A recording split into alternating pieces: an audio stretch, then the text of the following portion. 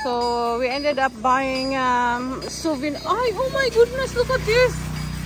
Pantad-tad po ng ano yan. Ng ano? Ng karne. Ah! Duwa-tulong. Can I have a look? Malaki rin kasi yan, eh. Ay, wow! Ng karne, yung buto-buto. No, happy na ako sa Sakuya. Pantad-tad ng chicken dito. Yung ginawa. Ay, ito po. Pang-slice pwede. Sibuyas.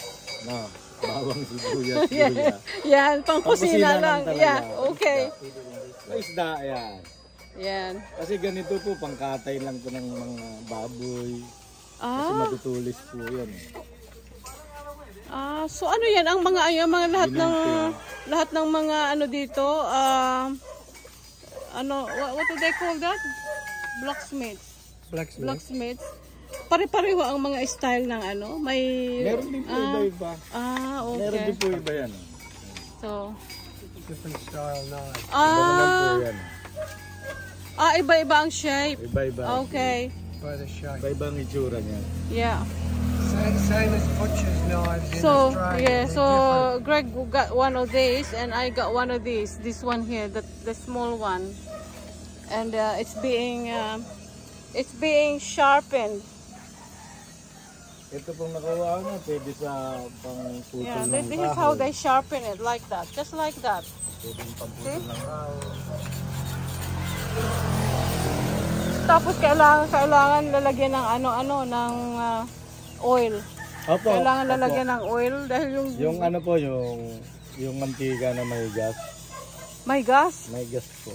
Ha? May gas. Paano yung pag ginamit na naman ulit?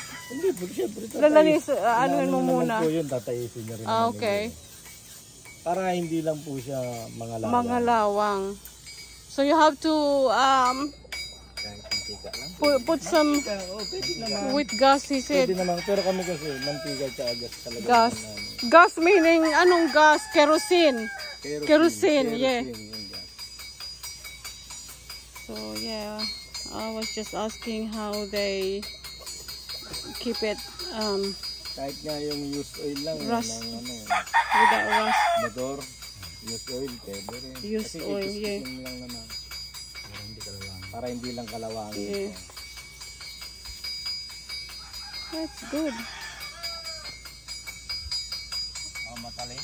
So ay, syempre po, Giris niya.